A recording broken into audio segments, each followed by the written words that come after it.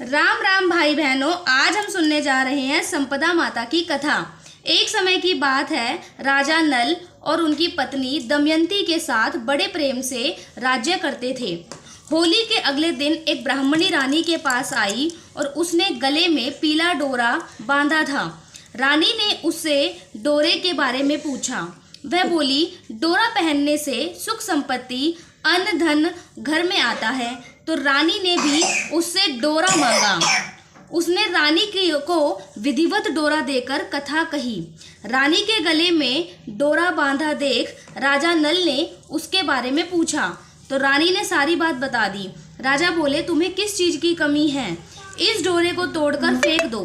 तो रानी ने देवता के आशीर्वाद कहकर उसे तोड़ने से मना कर दिया, पर राजा ने डोरा तोड़कर फेंक दिया। रानी बोली, राजन, यह आपने ठीक नहीं किया।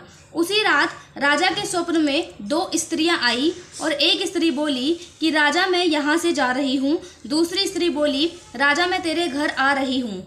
तो सपने का यही क्रम था, 10 से 12 दिन तक चलता रहा। उससे राजा उदास रहने लगा। तो रानी ने उदासी का कारण पूछा तो राजा ने स्वप्न की बात बताई।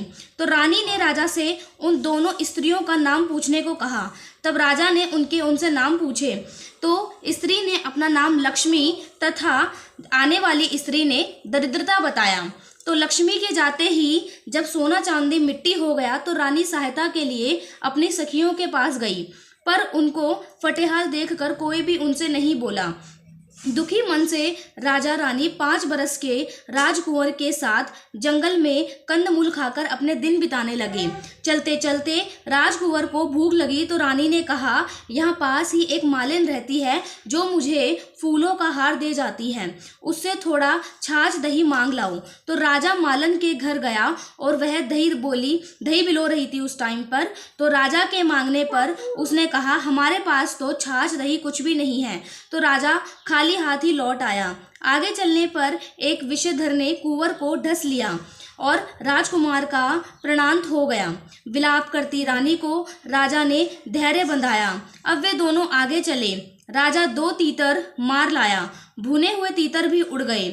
उधर राजा स्नान कर धोती सुखा रहा था कि धोती उड़ गई। रानी ने अपनी धोती फाड़कर राजा को दी। वे भूखे प्यासे ही आगे चल दिए। मार्ग में राजा के मित्र का घर था।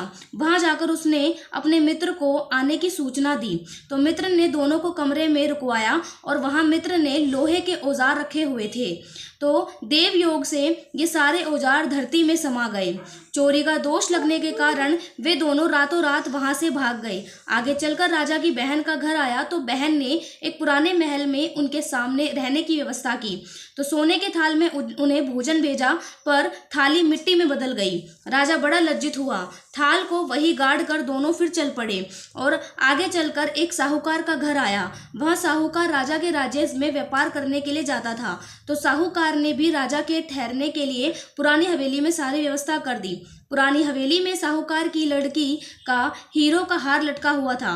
पास ही दीवार पर एक मोर अंकित था। वह मोर ही हार निकलने लगा। यह देखकर राजा रानी वहां से भी चले गए। अब रानी बोली कि किसी के घर जाने के बजाय जंगल में लकड़ी काट कर बेचकर ही हम अपना पेट भर लेंगे। तो रानी की बात से राजा सहमत हुआ और लास्ट में वे एक सूखे बगीचे में जाकर रहने लगे। तो राजा रानी के बाग में जाते ही बाग हरा भरा हो गया और बाग का मालिक भी बड़ा प्रसन्न हुआ। उसने देखा वहां एक स्त्री पुरुष सो रहे हैं। उन्हें जगाकर बाग के मालिक ने पूछा, तुम कौन हो? तो राजा बोला, मुसाफिर हैं, मजदूरी की खोज में इधर आए हैं। यदि तुम रखो तो यहीं पर हम मेहनत मजदूरी करके पेट पाल लेंगे। दोनों वही नौकरी करने लगे। एक दिन बाग की मालकिन संपदा देवी की कथा सुनकर डोरे ले रही थी। तो रानी के पूछने पर उसने बताया कि यह संपदा देवी का डोरा है। तो रानी ने भी कथा सुनी, डोरा लिया और राजा ने फिर पत्नी से पूछा कि ये डोरा कैसा बांधा है? तो रानी बोली, ये वही डोरा है जिसे आपने एक बार तोड़कर फेंक दिया था, उसी के कारण संपदा देवी हम पर नाराज है। रानी फिर बोली, यदि संपदा माँ सच्ची है तो फिर हमारे दिन पहले के जैसे ही लौट आएंगे। और उसी रात राजा को पहले की तरह स्वप्न आया। एक स्त्री कह रही थी कि मैं जा रही हूँ और दूसरी कह रही थी कि मैं आ रही हूँ। राजा ने दोनों के नाम पूछे तो आने वाली ने अपना नाम लक्ष्मी बताया और जाने वाली ने दरिद्रता बताया। तो राजा ने लक्ष्मी से पूछा कि अब जाओगी तो नहीं। लक्ष्मी बोली, यदि तुम्हारी पत्नी संपदा जी का डोरा लेकर सुनती रहेगी कथा तो मैं कहीं नहीं जाऊंगी। यदि तुम डोरा तोड़ दोगे तो मैं चली जाऊंगी। और बाग की मालकिन जब वहां की और रानी को हार देने के लिए जाती तो दमयंती हार गूंथ कर देती। हार देखकर रानी बड़ी प्रसन्न हुई और उसने पूछा कि हार किसने बनाया। तो मालन ने कहा, कोई पत्नी बाग में मजदूरी करते हैं, उन्होंने ही ये बनाया है। तो रानी ने मालिन को दोनों परदेशियों के नाम पूछने को कहा तो उन्होंने अपना नाम नल दमयंती बता दिया। मालन दोनों से माफी मांगने लगी। राजा ने उससे कहा कि इसमें तुम्हारा क्या दोष है, हमारे दिन ही खराब थे। अब दोनों अपने राजमहल की तरफ चले गए और राह में साहूकार का घर आया और वह साहूकार के पास गया और साहूकार ने नई हवेली में उनके ठहरने का प्रबंध किया। तो राजा बोला, मैं पुरानी हवेली में ही ठहरूंगा। वह साहूकार ने देखा दीवार पर चित्रित मोर नौलक्खे हार उगल रहा था। तो साहूकार ने राजा के पैर पकड़ लिए और राजा से कहा, दोस्त तुम्हारा नहीं है, यहाँ मेरे दिन ही बुरे थे। तो राजा आगे चलकर बहन के घर पहुंचा तो बहन ने नए महल में ही रहने की जिद की।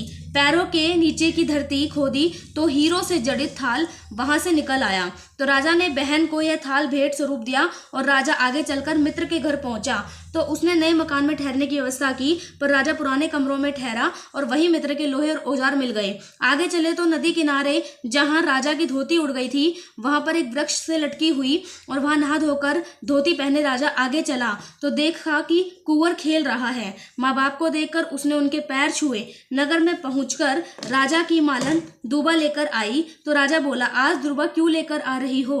उस दिन छाछ के लिए मना कर दिया था।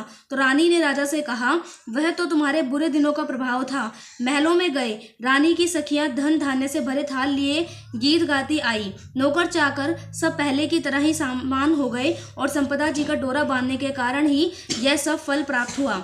इसलिए सभी को श्रद्धा पूर्वक माँ संपदा जी की पूजा करनी चाहिए और स्त्रियों को कथा पूजन का डोरा धारण करना चाहिए। लक्ष्मी माता उनके घर में बनी रहे और सबका सुहाग भाग बना रहे, सुख शांति बनी रहे, घर में सरस्वती माँ रहे, लक्ष्मी माता रहे।